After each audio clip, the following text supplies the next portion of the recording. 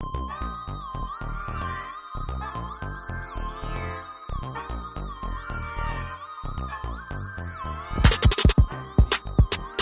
to week 3, everybody. If you're new here, hi. Welcome to This Cat Can Ball, the show where we highlight one player every week that no one expected to shine, either due to being undrafted, drafted late, or just riding the bench for a long time. But they did this week, and we're giving them their moment in the sun.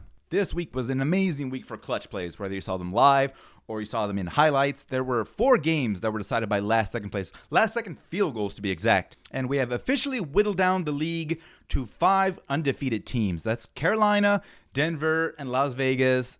And yeah, you heard that correctly. That's the Panthers, Broncos, and Raiders. They are undefeated. Rounding out that 5 are the Cardinals and the Rams. The last 2 were kind of expected, but I mean, to be perfectly honest, no one really expected the Panthers, Raiders, and Broncos to be undefeated. But here we are. Both of them in the AFC West, which is strange because the Chiefs have been dominating, and now they're at the bottom of the barrel at 1 and 2. They're not necessarily out. They're just not looking that sharp right now. What's going on with players in new teams? Big transactions. Yeah, those. Richard Sherman, former All-Pro corner, one of the founding members of the Legion of Boom. I've always loved that nickname, like the Steel Curtain and the Purple People Eaters. He has signed with the Bucks, and of course, you know, he says they had the best offer, and yeah, the best chance to win a Super Bowl. I don't blame him. Also, former great player, albeit troublesome, Josh Gordon, Mr. Suspension himself, 6 suspensions since 2013.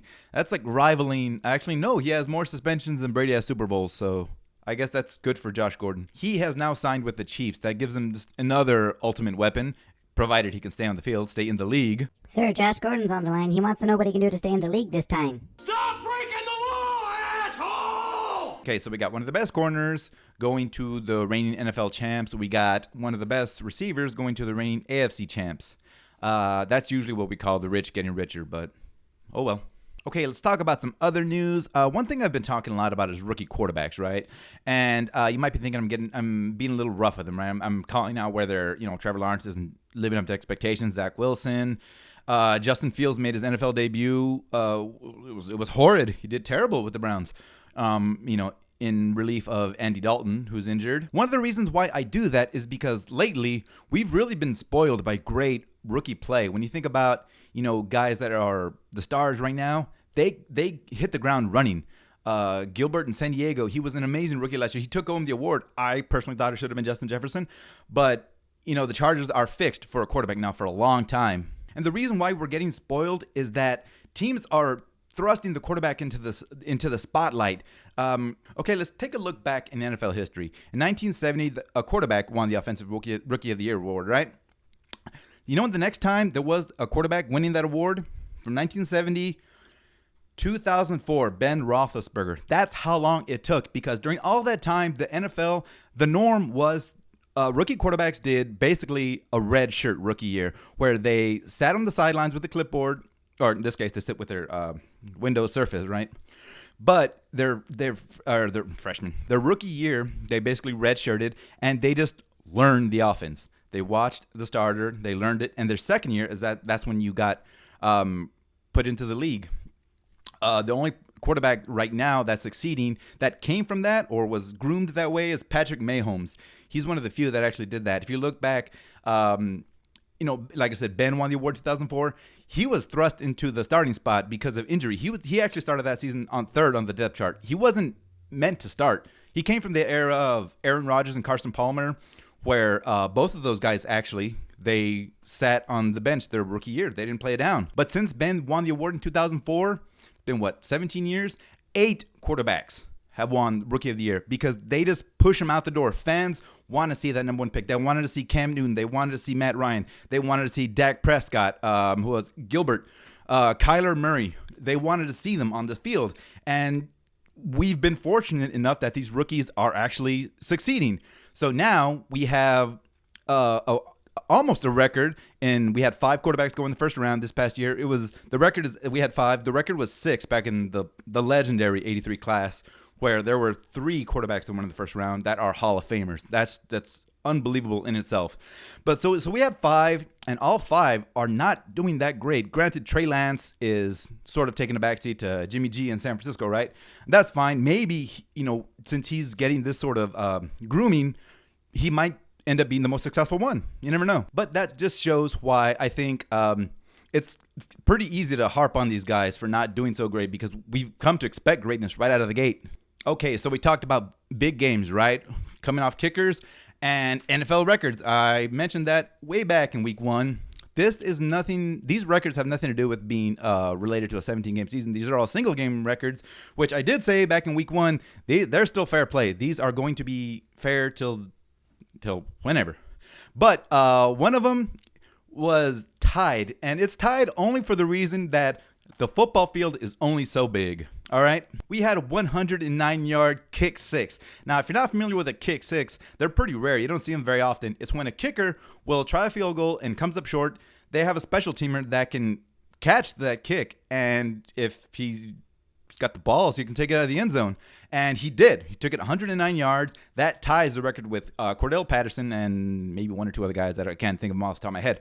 But that record is not going to be broken because it's only 109 yards, right? Well, 110, but I mean, he's not going to be out of bounds. So 109 yards.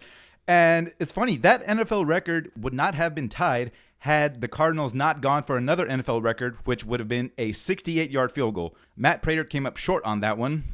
But on that topic of longest NFL field goal, that one was attempted again later on Sunday, and it was broken. Justin Tucker of the Baltimore Ravens, they put him in last minute to kick a 66-yarder, and he made it. He split the uprights, but he hit the crossbar, bounced over, setting the NFL record, crushing the Lions, making them 0-3, but, you know, they're pretty used to going 0-3.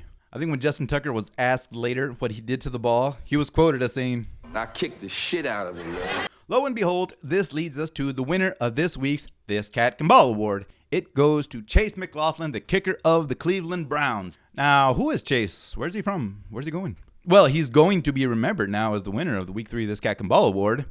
He went to Cypress Woods High School here in Texas. And a little known fact for your people that aren't in Texas, if you go to a school that has Cypress or Cy in your name, like Cy Woods or Cy Falls, your marching band automatically qualifies for the state marching contest. You don't have to go to the regional level if you have Cypress in your name, because the state level, they just love calling out Cypress high schools. Anyways, he played his college ball at Illinois, and of course, like many kickers, he was undrafted in 2019. And, okay, 2 years ago, right? 2019. And it's only 2021, and just 2 years later, he's already on his 8th team. So, you know, he didn't go to one team. They saw faith in him to make him their starter or just to keep him on the roster. No, he got shifted around a lot till he finally landed in Cleveland and got the starting kicker job.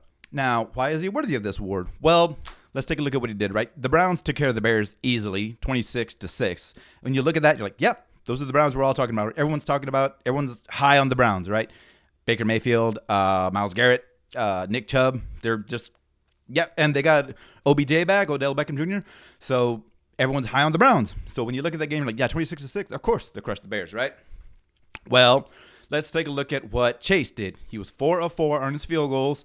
2 of them were from over 50 yards. One of them was a 57-yarder, 12 points. So sure, people are still high on the Browns, but when you figure that almost half of their points came from a kicker who's on his 8th team in barely his 3rd year, I think people around the league are going to look at him and say, "This cat can ball, man." So that'll wrap it up for this week, folks. I really hope you enjoyed the show. If you did, be sure to leave a like and a comment. Those are always good for the algorithm. And the best way I can improve is to get feedback. Be sure to subscribe, click the bell so you're alerted when new episodes come out. They do come out every week, but it's a tiny gesture on your part that makes a big impact on me. So once again, Chase McLaughlin, our first kicker of the year, taking home the award this week. Like, comment, subscribe, click the bell. I am Omar, and I will see you guys next week.